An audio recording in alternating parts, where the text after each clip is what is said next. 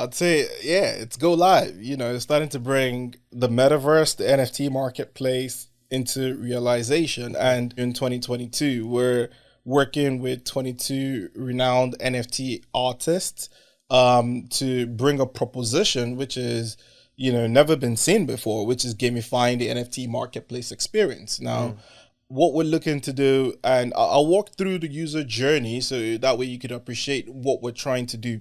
So the user comes in, or an artist comes in, uploads their assets on our marketplace, which would provide. They're able to mint the assets. And then after that, they're able to then go into, the metaverse in terms of selecting what plots of land. So we have 4 different types, standard, premium, deluxe, and exclusive.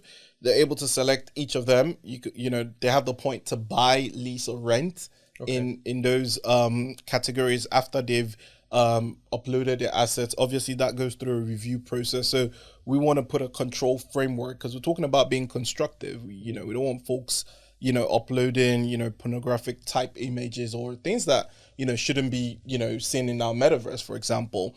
So put that through a control process, a team of compliance folks review and approve that or reject that. And then the artist or curator is able to select a piece of virtual land and then, select how many, if it's NFT artists or pictures, how many wall frames they want within the gallery. So we've pre-built 4 different galleries based on the land types. So they're able to select and see. And then what that does is automatically loads up those assets within the gallery. And then they're able to click on, generate a link in AR, augmented reality, or in virtual reality, which we're still working through the technicalities of. But in a nutshell, what that does is, as an NFT artist, I go from viewing my work on a screen in 2D to actually having an immersive experience in a gallery I create. Wow. So I could send an AR-enabled, an AR link to anyone across the world that has an AR-enabled smartphone to actually visualize my gallery. Wow. And then sometimes later this year, we'll create a full immersive experience where we're able to ship out a URL for anyone that has, an Oculus Quest or a mobile VR device to actually immerse themselves fully into the gallery. And then sometime next year, or actually maybe this year, we're still working through what that looks like, enable multiplayer functionality. So that way I could actually set up a virtual art show. I could be physically in London and my audience could be across the world, Nigeria, London, Brazil, Togo, Jamaica, Dubai, wherever. And I could interact with them like they're in a physical art event. So again, for us is how do we bring users, how do we bridge humanity and technology? How do we look at the current offering and make it better? So those are the kind of things we're looking to do. And I'm not going to name the artist now. You're going to see that on our socials. So, stay tuned, and, watch out for what we're doing with the 22. So a couple of things have stood out from what you just said there. One, you're very excited about these artists. Absolutely. 2, we now know where you like to holiday. So another big announcement for you, Jimmy, is that you're going to be up in sticks from the UK and moving to Dubai, where we've set up our new head office. Correct. Do you want to just talk a little bit about that and answer the big question, which I'm sure everyone has on their tongue? Are you going to miss seeing me every day? Yeah, so again, part of our expansion plan and part of our growth is to look at emerging and markets that are ready for our product. Yeah. We originally set up shop in the UK. We had an opportunity with a couple of clients out in Dubai. I was out there in December and, it just felt like, hey, the right thing to do. So we set up an office there. We've hired a team of 4. We have a senior creative technologist out there, a metaverse front-end engineer, and our art director is out there as well. So it just made sense to actually have a hub there and, given the sun as well, it just felt like a right time to move out there as well. So, personally going to be moving with the family out there, oversee operations in the MENA region. And yes, I will be missing seeing your face, Nick. Like, I kid you not. We're going to be, FaceTiming and Zooming and seeing ourselves in the metaverse as well. Well, let's hope so in the metaverse. It's better than waving across each other from Kent to Essex. I know. But no, it's exciting times for us at Vault Hill. We're also in the process of spinning up a legal entity in Nigeria as well, because we want to ensure that we have the right framework, legal and compliance-wise, to operate out there. There's a lot of talent, emerging talent out there as well. So for us is, how do we differentiate? How do we attract the best? And how do we put in the tools and operational perspective to get that out there as well? And one thing actually that sprung to mind, just as you were mentioning moving out to Dubai, we've rebranded.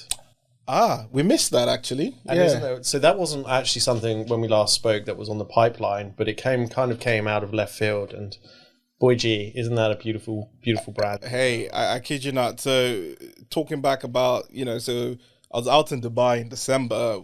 We interviewed for art director Marwa, and she started in January. And, while we were doing VH News back then, we had no plans of doing that. And she said, hey, guys, we need to rebrand. And, we supported, provided, whatever resources and funds to get that up and running. And I kid you not, I love the logo. I love the look. I love the typographies. I love everything about the rebranding. It feels human-centric, and, really, really, really, really great. And I think that the beauty of the design is that it's actually a cross-section of one of our hills, right? So if you look at the map of Vault Hill, you'll see our land mass, which is 10,000 or 2,500 NFTs over 4 worlds. And then we've got these hills. Yeah. And we've got, 300 hills in each world. Is that correct? About 371, I think. Yeah, 371. I know it's an odd number. It's an odd number. So Carlos, who's our head of architecture, phenomenal guy, right? PhD in urban planning. He's done some really cool buildings around the world and worked with some really famous architects. But when he built and designed the world that we'd done, geometry was key to him, but also simplicity of the user experience, right? So each of our islands districts are built around 3 circles, right, essentially, but they're built into a geometric shape. And the idea being is that consumers can buy on the outer rim, brands on the inner rim, and then inside is a center of attraction, right, which pulls people towards, right? So Carlos has used his PhD and expertise to design the world to make it better for brands to be inside Vault Hill, for the utility that they provide to be easier to find and navigate around. But then we have these hills, right? And the hills are really, really interesting because they are managed by us. They're not NFTs, right? So people can't own them. And we've signed a couple of really exciting companies to start to occupy these hills. So they've allowed us now to enhance this concept of community, right? So one of the observations that we made very early into the startup of Vault Hill is that a lot of people go, this is our world and this is your world and you stay over Silo. there. Yeah, exactly. And what we wanted to do, once again going around this concept of human centricity, was to open up the metaverse with a big M to other people. And what we want to do is give our community the opportunity to experience things that they might not do or might not yet have discovered, but also their community to come into Vault Hill and discover new things as well. So we've opened up the hills as essentially not prequels, what's the word I'm looking for? Is it prequel? Yeah. A prequel to the game that they're about to go into. So you go into a hill, you get a short, sharp introduction to what their game looks like, and then there's a portal. There is a portal which allows you then to go directly into their world. Yeah, that sounds like something cool and sexy, which no one else is doing. Yeah, and it's all 2 things, right? We keep talking about challenges in this space, and 2 of them are interoperability and portability, and that means how do I access different metaverses, or how do I go into different worlds? And we're looking to solve that with the Hill strategy, where we create a portal, as Nick just explained, to bring in other metaverses or other worlds into our space. So from Vault Hill, you can get to theirs. and brings in that inclusivity into what we're building. And we're not just building in silo, we're working with other teams, learning, which is very important, and then interpreting those learnings into our innovation. Sure. So it's really exciting, actually, Nick. Really, really exciting. Sounds like a genius came up with that idea. He's trying to bit his drums now. Hey, I'd love to meet him, whoever it was. Yeah, Nick came up with the Hill strategy. Bravo. So no, it sounds like some really, really cool, exciting stuff. And I'm really, really stoked to have also joined Vault Hill, which was another March announcement, but I guess kind of active in full time. So up until now, both you and I have been working with Best Endeavors to make sure that we build a sustainable business that brings in the best talent, but also make sure that talent's looked after. Absolutely. And we're now at a really exciting place where we're both able, I know you've done it a couple of months ago, but we're both able now to dedicate ourselves full time to Vault Hill. That must be a really proud moment for you as an owner of a company, to be able to look after your staff and actually start to bring people in and convert concept actually into livelihood. Yeah, absolutely, Nick. And I kid you not, I was saying this on a team meeting the other day. When we got to Paris was our first event where we had a booth, and it was branded Vault Hill. We had 2 experiences to show people, and I kid you not, 8:30 on the first day of virtuality, I walked in and I saw the team everywhere kitted up and set up, and I was like, wow, this is Vault Hill. This is my baby, our baby.